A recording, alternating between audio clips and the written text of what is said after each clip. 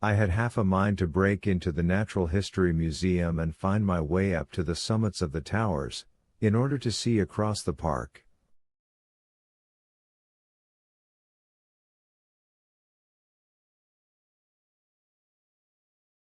But I decided to keep to the ground, where quick hiding was possible, and so went on up the exhibition road.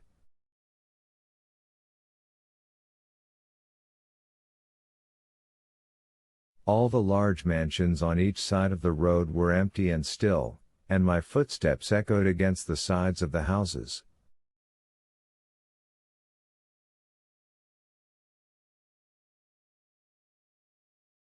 At the top, near the park gate, I came upon a strange sight: a bus overturned, and the skeleton of a horse picked clean.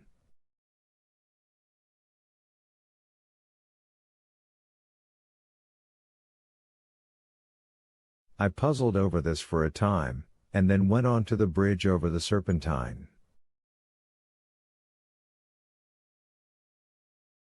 The voice grew stronger and stronger, though I could see nothing above the housetops on the north side of the park, save a haze of smoke to the northwest.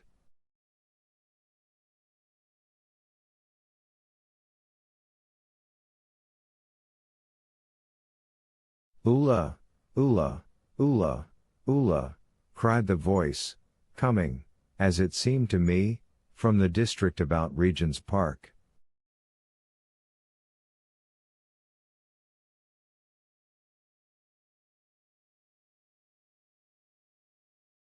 The desolating cry worked upon my mind. The mood that had sustained me passed. The wailing took possession of me. I found I was intensely weary, footsore, and now again hungry and thirsty.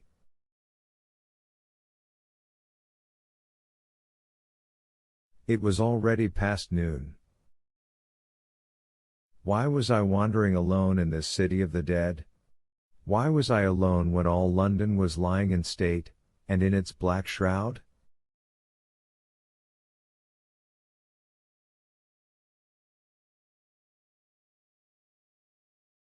I felt intolerably lonely. My mind ran on old friends that I had forgotten for years. I thought of the poisons in the chemist's shops, of the liquors the wine merchants stored. I recalled the two sodden creatures of despair, who, so far as I knew, shared the city with myself.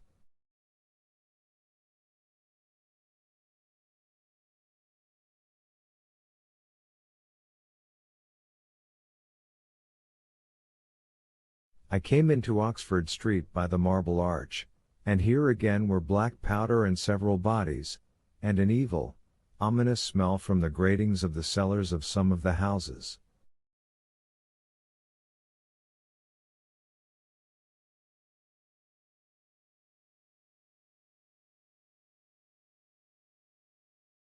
I grew very thirsty after the heat of my long walk. With infinite trouble I managed to break into a public house and get food and drink.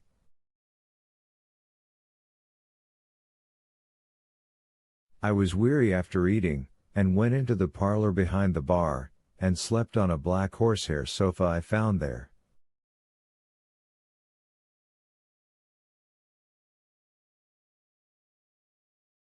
I awoke to find that dismal howling still in my ears.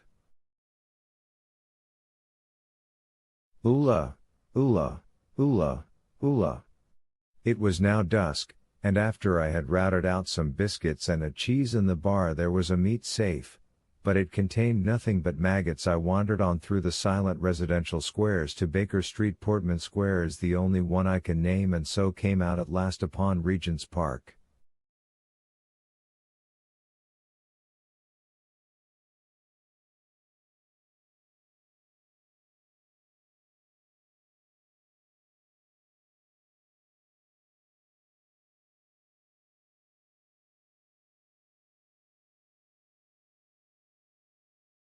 And as I emerged from the top of Baker Street, I saw far away over the trees and the clearness of the sunset the hood of the Martian giant from which this howling proceeded.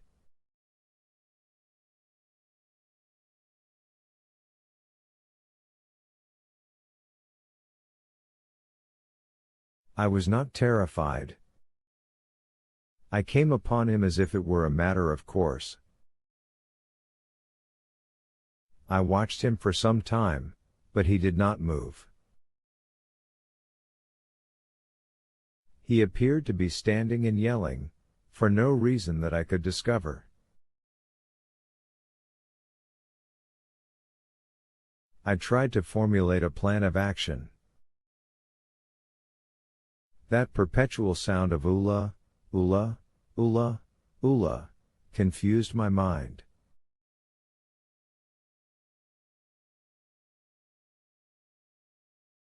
Perhaps I was too tired to be very fearful. Certainly I was more curious to know the reason of this monotonous crying than afraid.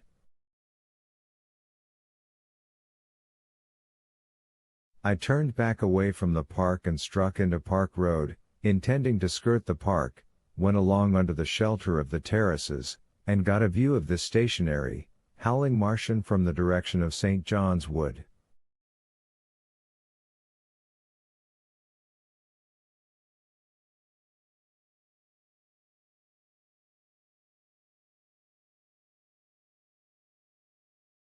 A couple of 100 yards out of Baker Street I heard a yelping chorus, and saw, first a dog with a piece of putrescent red meat in his jaws coming headlong towards me, and then a pack of starving mongrels in pursuit of him.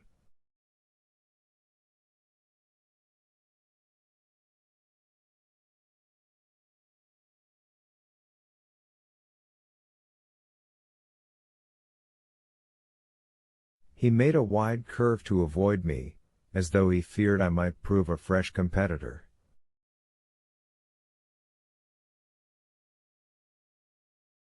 As the yelping died away down the silent road, the wailing sound of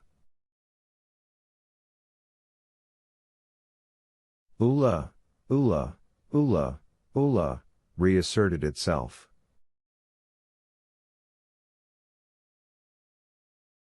I came upon the wrecked handling machine halfway to St. John's Wood Station.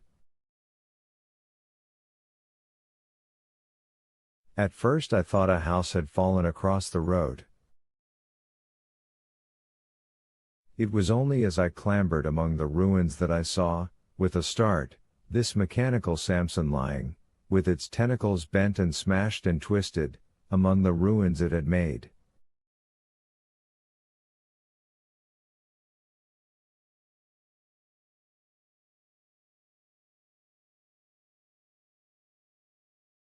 The forepart was shattered.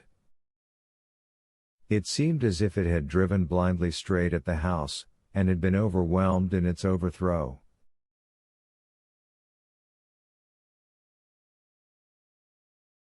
It seemed to me then that this might have happened by a handling machine escaping from the guidance of its Martian.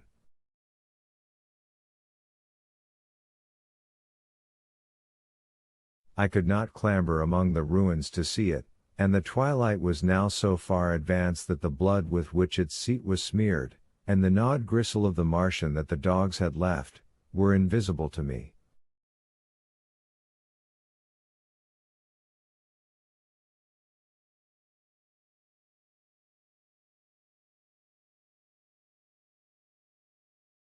Wondering still more at all that I had seen, I pushed on towards Primrose Hill.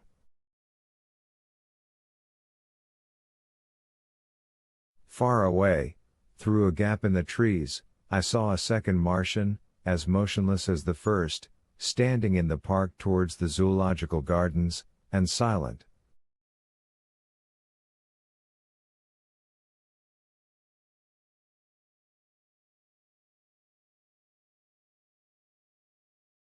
A little beyond the ruins about the smashed handling machine I came upon the red weed again, and found the Regent's Canal, a spongy mass of dark red vegetation.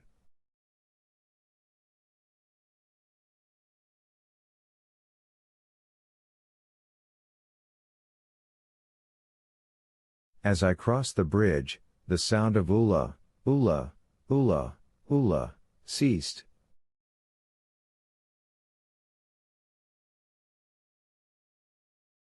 It was, as it were, cut off. The silence came like a thunderclap.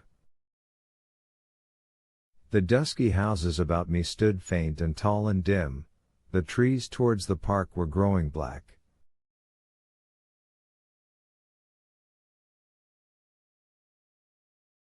All about me the redweed clambered among the ruins, writhing to get above me in the dimness.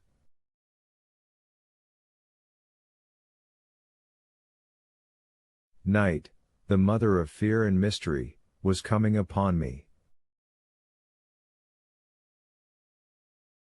But while that voice sounded the solitude, the desolation, had been endurable, by virtue of it London had still seemed alive, and the sense of life about me had upheld me.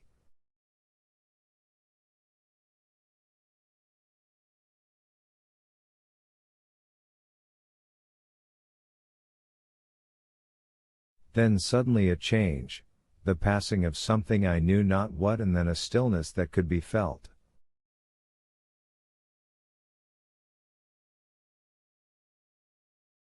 Nothing but this gaunt quiet. London about me gazed at me spectrally. The windows in the white houses were like the eye sockets of skulls.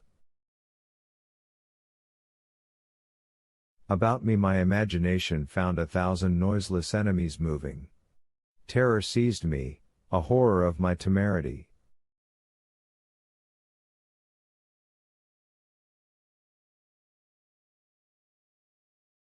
In front of me the road became pitchy black as though it was tarred, and I saw a contorted shape lying across the pathway.